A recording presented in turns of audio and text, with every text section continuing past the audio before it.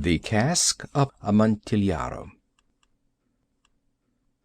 The 1,000 injuries of Fortunato I had borne as best I could, but when he ventured upon insult, I vowed revenge. You, who so well know the nature of my soul, will not suppose, however, that I gave utterance to a threat. At length I would be avenged. This was a point definitely settled, but the very definiteness with which it was resolved precluded the idea of risk. I must not only punish, but punish with impunity. A wrong is unredressed when retribution overtakes its redresser. It is equally unredressed when the avenger fails to make himself felt as such to him who has done the wrong. It must be understood that neither by word nor deed had I given Fortunato cause to doubt my good will.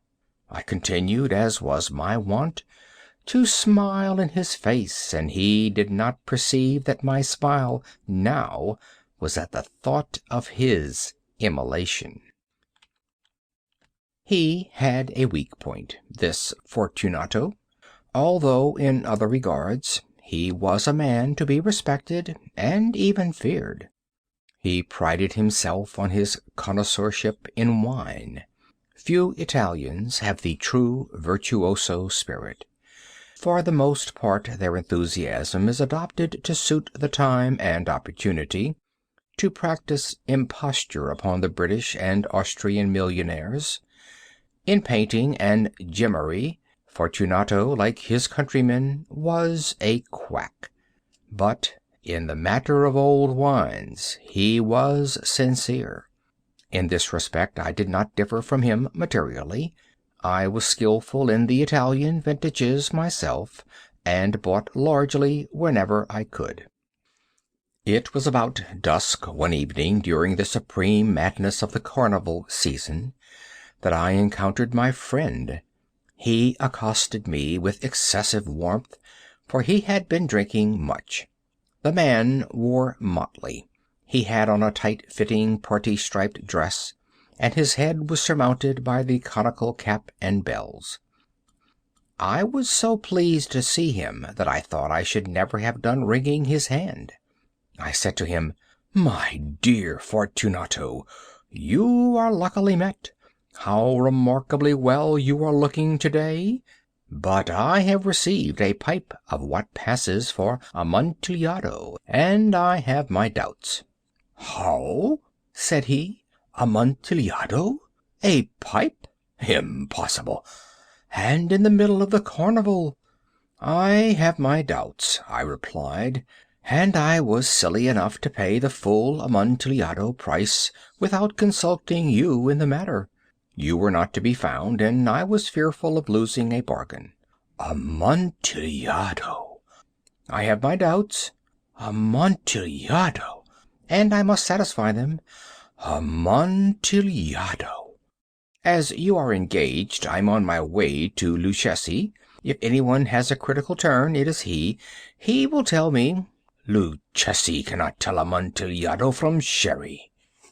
"And yet some fools will have it that his taste is a match for your own." "Come, let us go." "Whither?" "To your vaults." "My friend, no. I will not impose upon your good nature. I perceive you have an engagement. Luchesi—" "I have no engagement. Come." "My friend, no. It is not the engagement, but the severe cold with which I perceive you are afflicted. The vaults are insufferably damp. They are encrusted with nitre." "Let us go, nevertheless. The cold is merely nothing. Amontillado! You have been imposed upon. As for Luchesi, he cannot distinguish sherry from Amontillado." Thus speaking, Fortunato possessed himself of my arm, putting on a mask of black silk, and drawing a roquelaure closely about my person, I suffered him to hurry me to my palazzo. There were no attendants at home. they had absconded to make merry in honor of the time. I had told them that I should not return until the morning, and had given them explicit orders not to stir from the house. These orders were sufficient, I well knew, to ensure their immediate disappearance, one and all, as soon as my back was turned. I took from their sconces 2 flambeaux, and giving one to Fortunato, bowed him through several suites of rooms to the archway that led into the vaults. I passed down a long and winding staircase, requesting him to be cautious as he followed. We came at length to the foot of the descent, and stood together on the damp ground to the catacombs of the Montresors. The gait of my friend was unsteady, and the bells upon his cap jingled as he strode. "The pipe," said he. "It is farther on," said I, "but observe the white webwork which gleams from these cavern walls." He turned towards me and looked into my eyes with 2 filmy orbs that distilled the rheum of intoxication. "Nitre?" he asked at length. "Nitre," I replied. "How long have you had that cough?"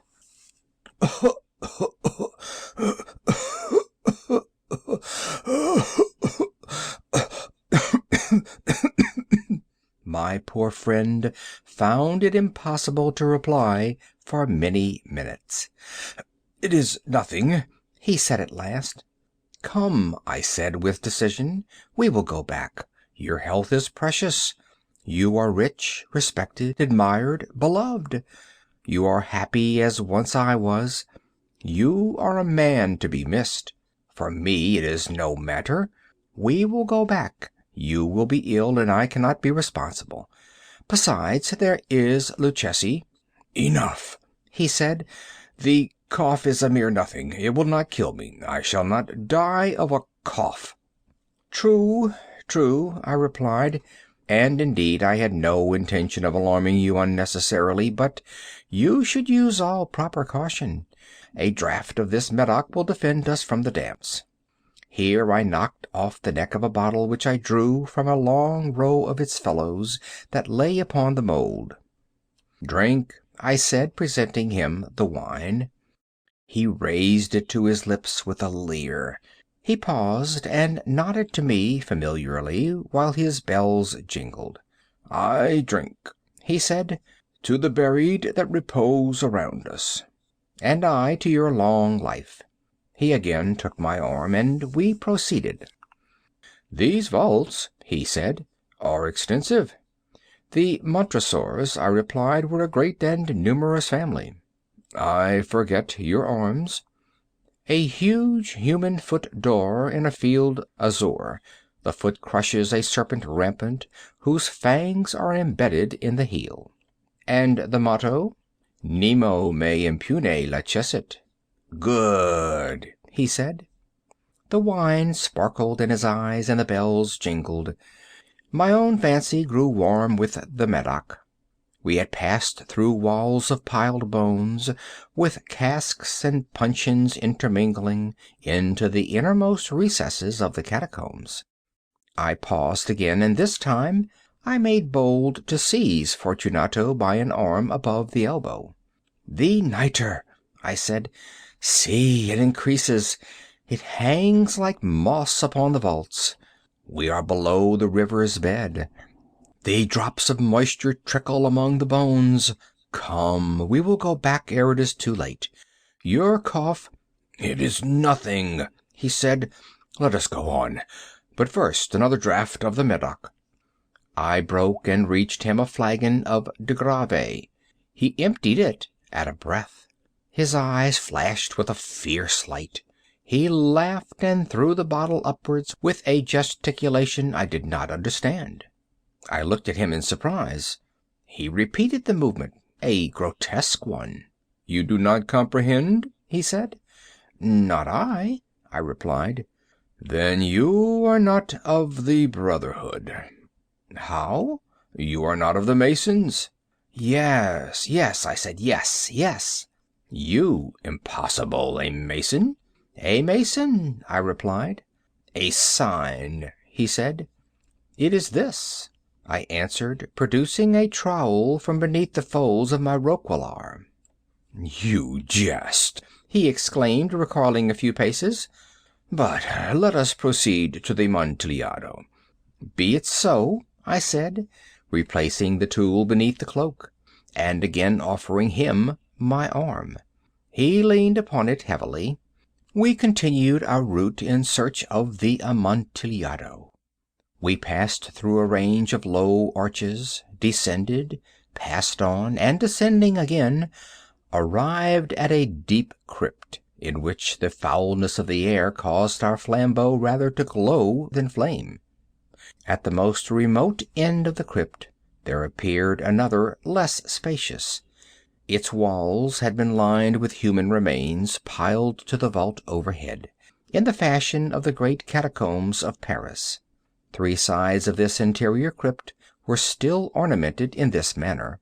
From the 4th the bones had been thrown down and lay promiscuously upon the earth, forming at one point a mound of some size.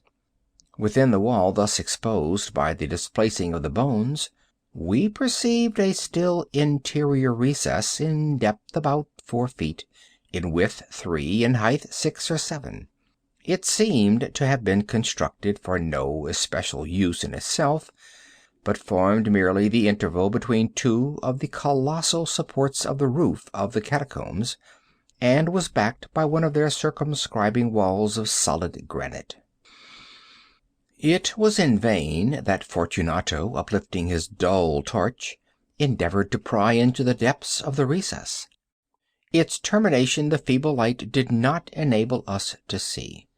"Proceed," I said. "Herein is the Amontillado. As for Luchesi—" "He is an ignoramus," interrupted my friend as he stepped unsteadily forward, while I followed immediately at his heels. In an instant he had reached the extremity of the niche, and, finding his progress arrested by the rock, stood stupidly bewildered. A moment more and I had fettered him to the granite. In its surface were 2 iron staples, distant from each other about 2 feet horizontally.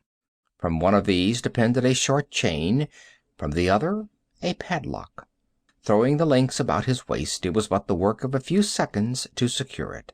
He was too much astonished to resist. Withdrawing the key, I stepped back from the recess. "Pass your hand," I said, "over the wall. You cannot help feeling the nitre.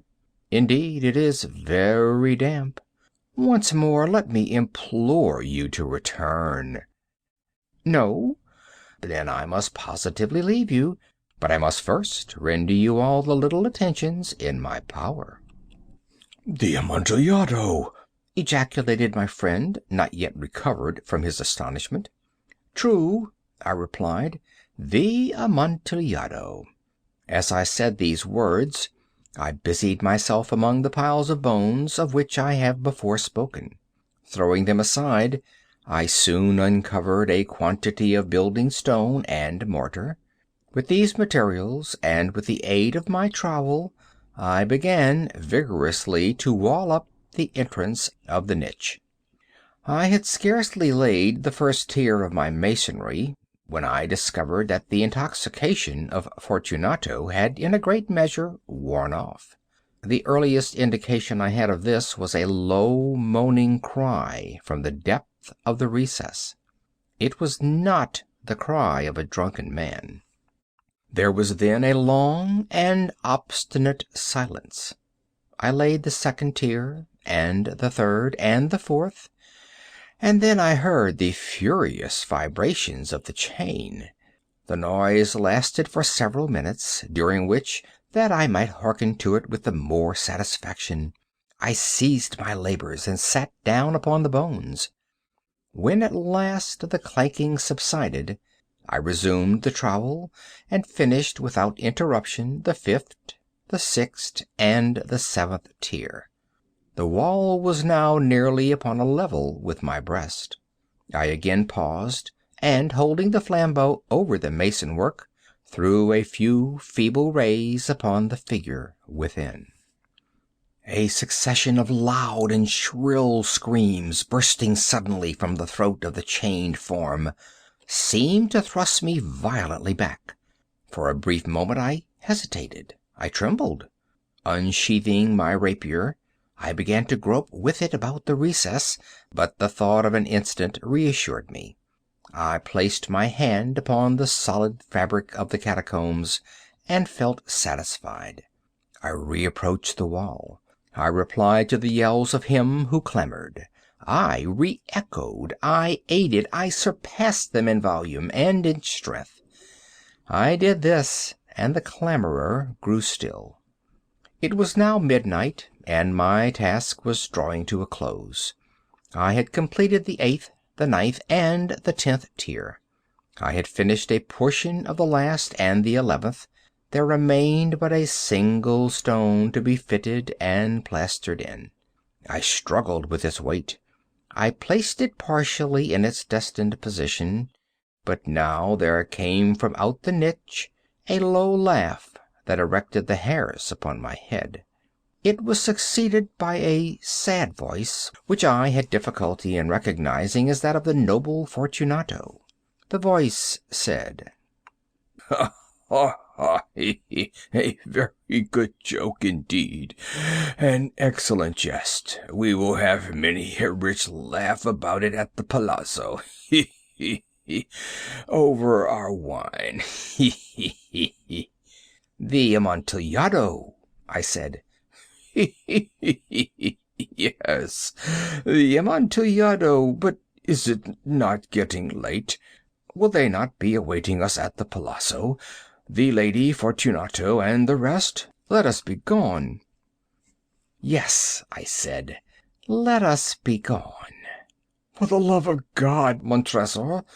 "Yes," I said, "for the love of God." But to these words I hearkened in vain for a reply. I grew impatient. I called aloud, "Fortunato!" No answer. I called again, "Fortunato!" No answer still. I thrust a torch through the remaining aperture and let it fall within. There came forth in return only a jingling of the bells. My heart grew sick on account of the dampness of the catacombs. I hastened to make an end of my labor. I forced the last stone into its position. I plastered it up. Against the new masonry I re-erected the old rampart of bones. For the half of a century no mortal has disturbed them. In pace requiescat. End of The Cask of Amontillado.